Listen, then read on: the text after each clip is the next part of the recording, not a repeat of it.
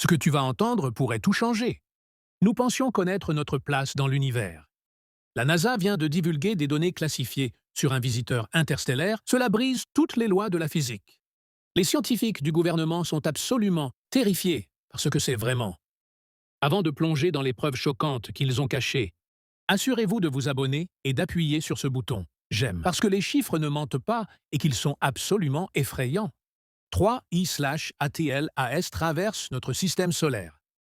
À un incompréhensible 130 000 miles par heure, c'est près de 60 km par seconde. Pour comprendre à quel point cette vitesse est impossible, considérez que l'atteinte de cette vitesse naturellement nécessiterait une fronde gravitationnelle d'un trou noir ou étoile à neutrons, mais il n'y a pas de tels objets, n'importe où près de la direction d'où vient cette chose. Les documents JPL divulgués révèlent quelque chose d'encore plus dérangeant. L'objet maintient cette vitesse impossible, sans aucune décélération. Malgré le voyage à travers le solaire, le vent et les débris cosmiques qui devraient le ralentir. C'est comme si quelque chose maintenait activement sa vitesse. Défier les lois fondamentales de la physique, qui régissent tous les autres objets dans l'espace. Mais c'est là que ça devient vraiment contre nature. 3I/ATLAS suite, une trajectoire avec une excentricité de 6,2. Ce qui en fait le chemin le plus extrême jamais enregistré. À titre de comparaison, même Oumuamua n'avait qu'une excentricité de 1,2. Cette trajectoire est si mathématiquement parfaite que lorsqu'il est étendu en arrière à travers l'espace pendant des milliards d'années, il forme une ligne presque parfaitement droite à travers la galaxie, quelque chose qui devrait être impossible. Influence gravitationnelle d'innombrables étoiles et de matière noire.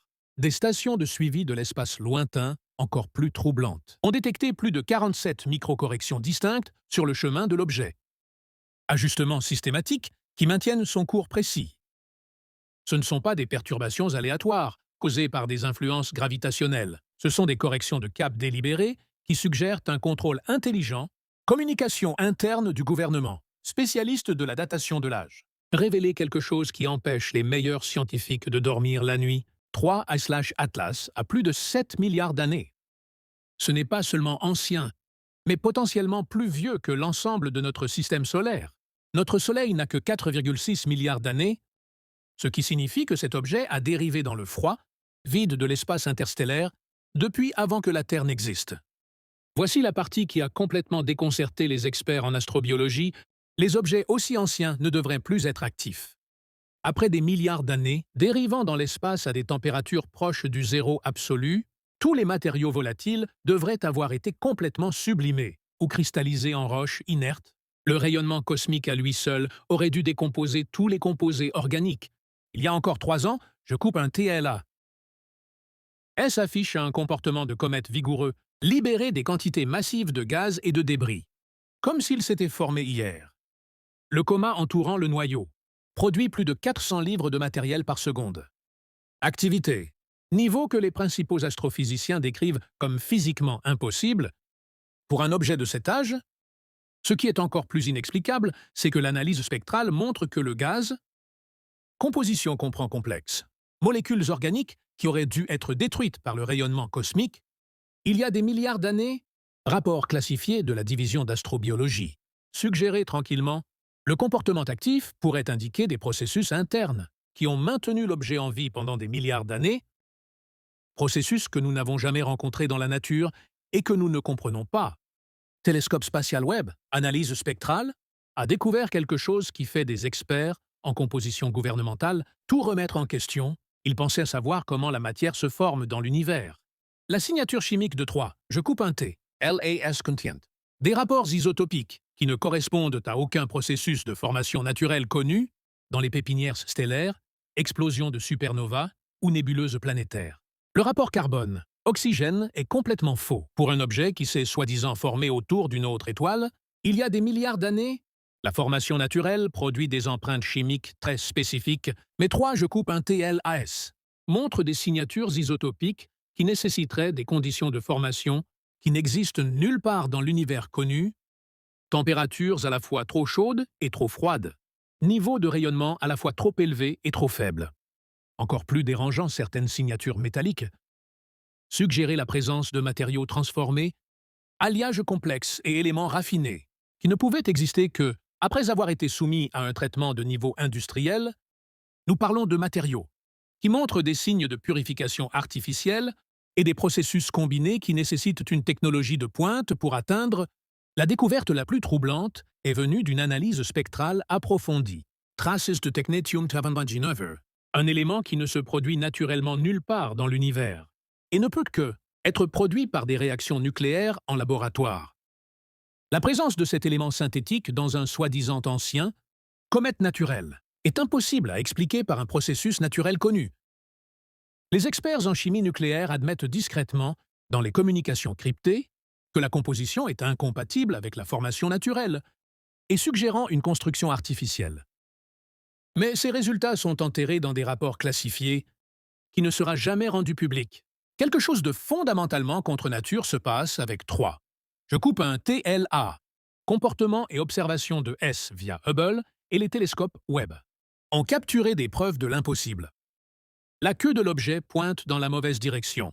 Pendant des périodes spécifiques, créer ce que les astronomes appellent désespérément un phénomène anti-queue, cela défie complètement la physique de base des comètes. Chaque comète de l'histoire enregistrée suit le même principe. Alors qu'ils s'approchent du Soleil, le vent solaire éloigne leur queue de l'étoile. Mais 3, je coupe un TLAS. Fait exactement le contraire pendant certaines périodes d'observation, avec du matériel coulant vers le Soleil plutôt que loin de lui. Ce n'est pas seulement inhabituel, c'est physiquement impossible. Selon notre compréhension du rayonnement solaire, le comportement anti-queue n'est pas aléatoire. Les équipes de surveillance ont identifié un modèle effrayant.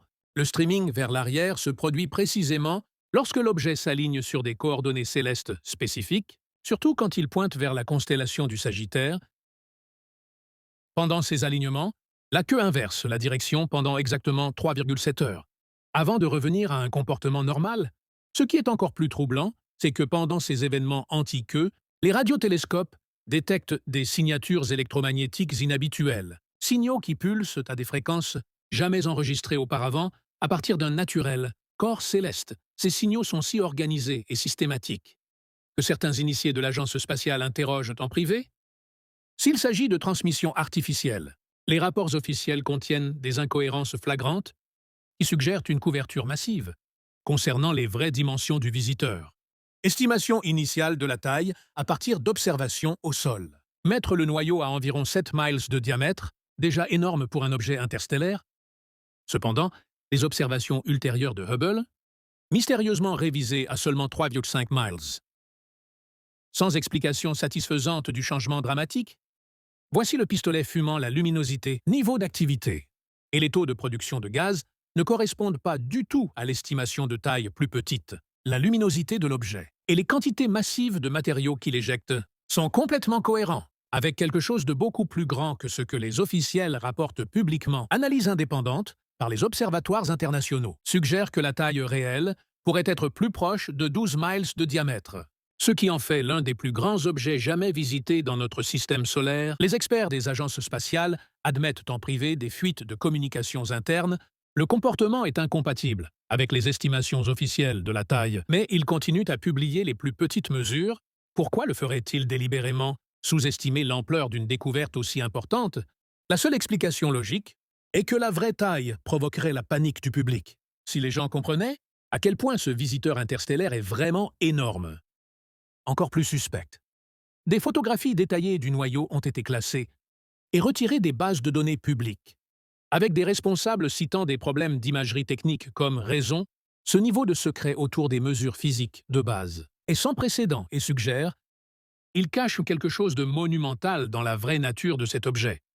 Le point d'origine de 3, je coupe ATL comme révèle un schéma inquiétant, que les agences spatiales ne veulent absolument pas que le public sache. L'objet s'approche de la constellation du Sagittaire, spécifiquement de la direction précise du centre de notre galaxie. Trou noir supermassif, Sagittaire une étoile. Ce n'est pas une coïncidence. L'analyse classifiée révèle ce que les initiés appellent les modèles d'arrivée, qui suggèrent que ces visiteurs ne sont pas des vagabonds aléatoires. Quand les réseaux de surveillance de l'espace lointain traçaient la trajectoire des 3 objets interstellaires connus, Oumuamua, Muatu I/Borisov, et maintenant 3 je coupe un TLS, en arrière à travers l'espace pendant des millions d'années, Ils convergent tous vers la même région générale, près du centre galactique. La probabilité statistique que cela se produise, par hasard, est inférieure à 1 sur 50 milliards. Quelque chose dans cette région lance des objets vers notre système solaire, avec une précision mathématique. La connexion Sagittaire devient encore plus effrayante. Lorsque vous examinez le timing, 3 je coupe un TLAS a fait son approche la plus proche du centre galactique il y a environ 7 milliards d'années, la période exacte où la datation par âge met la formation de l'objet. Cela signifie qu'il a été créé d'une manière ou d'une autre, ou lancé depuis la région la plus énergiquement violente de notre galaxie, où les trous noirs supermassifs déchirent la matière. À des températures de millions de degrés, les équipes gouvernementales de dynamique galactique ont secrètement analysé données de radiotélescopes de la région du Sagittaire. Et ils ont découvert quelque chose qui est classifié. Au niveau les plus élevés, l'énergie périodique jaillit du centre galactique, qui se produisent en parfaite synchronisation avec les heures de départ des objets interstellaires connus. Ce ne sont pas des émissions naturelles de trous noirs. Ils sont trop organisés, trop précis et trop puissants. Si quelque chose près du centre galactique lance délibérément des objets vers des systèmes stellaires habités, comme le nôtre, alors 3 je coupe un TLAS n'est pas seulement un vagabond cosmique, c'est peut-être le dernier d'une série de visiteurs intentionnellement dirigés, et nous n'avons aucune idée de leur but ultime. Les réseaux de surveillance de l'espace lointain détectent quelque chose, qui a des équipes d'analyse des signaux travaillant 24 heures sur 24. En secret complet, 3 je coupe un TLAS émet organisé des signatures électromagnétiques qui s'intensifient considérablement à l'approche des corps planétaires. Ce ne sont pas des émissions aléatoires du dégazage des comètes. Ce sont des signaux structurés qui pulsent dans des modèles mathématiques toutes les 4,7 heures avec une précision mécanique. Les signatures électromagnétiques sont les plus forts lorsque l'objet s'aligne sur les corps planétaires, suggérant qu'il scanne ou communique d'une manière ou d'une autre avec ces mondes. Ce qui est vraiment dérangeant est que ces signaux sont répondus par des impulsions similaires, originaires de la région polaire sud de Mars, spécifiquement d'une zone où il n'existe aucun équipement fabriqué par l'homme. Le 3 octobre 2025. 3 je coupe un TLAS fera son approche la plus proche de Mars, à seulement 2,8 millions de miles. Les communications internes révèlent que l'agence a discrètement repositionné les 6 orbiteurs actifs de Mars et les 2 rovers de surface pour observer cette rencontre sous de multiples angles. Les rovers de Persévérance et de Curiosité ont été équipés de capteurs électromagnétiques supplémentaires, spécialement pour cet événement. La peur n'est pas une collision, c'est ce que ces mystérieux signatures électromagnétiques pourraient faire à la magnétosphère déjà affaiblie de Mars pendant la rencontre rapprochée. Mars n'a pas de champ magnétique puissant, le rendant incroyablement vulnérable aux interférences électromagnétiques, mais le scénario cauchemardesque qui permet aux scientifiques de travailler 24 heures sur 24, 7 jours sur 7, est la possibilité que cette rencontre ne soit pas accidentelle, que c'est un rendez-vous planifié entre le visiteur et quelque chose qui attendait sur Mars pour une durée inconnue. Les experts gouvernementaux admettent en privé. Ils ne peuvent pas expliquer les phénomènes électromagnétiques par aucun processus naturel, les implications d'une communication potentielle entre un visiteur interstellaire et quelque chose sur Mars sont si profonds que toute l'enquête a été classée au-delà du top secret. 15 décembre 2025 marque le moment où 3I/ATLAS atteint le périhélie, son approche la plus proche de notre Soleil, et les modèles classifiés suggèrent cette date représente un point de non-retour. Pour comprendre la vraie nature de ce mystérieux visiteur, au périhélie, l'objet sera soumis à toute la force du rayonnement solaire, potentiellement déclenchant des comportements qui sont restés cachés pendant son approche. La division de physique solaire a secrètement préparé cet événement avec une coordination sans précédent. Tous les grands télescopes spatiaux, y compris Webb Hubble et la sonde solaire Parker, a été repositionné pour observer pendant l'approche solaire la plus proche. De ressources consacrées à cet événement d'observation unique et plus grand que tout précédent. Étude d'objets uniques dans l'histoire de l'agence. Mais voici ce qui terrifie les scientifiques du gouvernement. Leurs modèles prédisent que l'environnement solaire intense pourrait activer tous les systèmes responsables du comportement anormal de l'objet. If 3I/Atlas contient une technologie avancée. L'apport d'énergie solaire pourrait alimenter les systèmes qui ont été en sommeil pendant son long voyage dans l'espace. La peur classifiée est que le périhélie pourrait transformer le visiteur d'un mystérieux, mais objet passif en une menace active. Les effets de résistance gravitationnelle, émissions électromagnétiques et les corrections de cap pourraient s'intensifier considérablement lorsqu'il est alimenté par le rayonnement solaire direct. Les pires scénarios? Inclure la possibilité que l'objet change de cap, libération de matériaux inconnus ou activer des systèmes. Cela pourrait affecter d'autres objets du système solaire. Après le périhélie 3, je coupe un TLAS. Comment sera son départ final de notre système solaire? Accélération vers l'espace interstellaire. Si cet objet contient de l'intelligence ou une technologie avancée, 25 décembre représente notre dernière opportunité de comprendre sa vraie nature, avant qu'il ne disparaisse à jamais dans le vide cosmique. Les agences gouvernementales appellent publiquement 3I/ATLAS, une occasion unique d'observation scientifique, promouvoir l'enthousiasme à l'idée d'étudier ce visiteur interstellaire rare, mais des fuites de documents internes, rapports d'analyse classifiés et les résultats de recherche supprimés brossent un tableau complètement différent. L'une d'une organisation qui a découvert quelque chose de si profond et potentiellement terrifiant qu'ils sont prêts à tromper le monde entier. Pour éviter la panique de masse, l'histoire officielle promeut cela comme un fascinant, mais une ancienne comète inoffensive qui traverse notre quartier.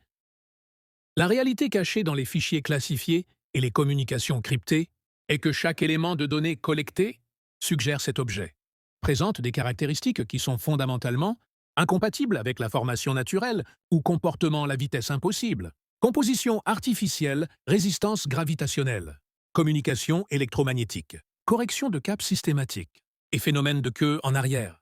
Tous pointent vers la même conclusion effrayante. Nous n'observons peut-être pas du tout une comète, mais quelque chose conçu pour apparaître comme le niveau de tromperie requis pour maintenir cette façade et les ressources secrètement consacrées à l'étude de cet objet. Suggérer que les fonctionnaires savent quelque chose. Cela changerait fondamentalement notre compréhension de notre place dans l'univers. L'aspect le plus inquiétant est la nature systématique de la dissimulation. Les estimations de taille sont délibérément réduites. Les données de composition sont en cours de classification, les lectures électromagnétiques sont supprimées, et les anomalies comportementales sont expliquées avec des justifications scientifiques de plus en plus désespérées. Les propres experts de l'agence admettent en privé que leurs explications officielles sont inadéquates et scientifiquement intenables. Mais peut-être que la question la plus terrifiante est « Que se passe-t-il après 3, je coupe un T ?» LAS achève son voyage et disparaît dans l'espace interstellaire. Si cet objet est effectivement artificiel, s'il a collecté des données sur notre planète et notre civilisation, s'il communique avec des systèmes inconnus, alors son départ pourrait ne pas être une fin, mais un début. La vérité, ils ne veulent pas que vous sachiez que nous venons peut-être d'être visités, étudiés et catalogués par une intelligence si avancée que nous ne pouvions même pas reconnaître leur technologie quand il a traversé notre système solaire. Et si c'est vrai, alors 3 je coupe ATL car ce n'est peut-être pas un visiteur aléatoire. Ça pourrait être un éclaireur avancé pour quelque chose de beaucoup plus grand et plus important qui pourrait arriver à nous.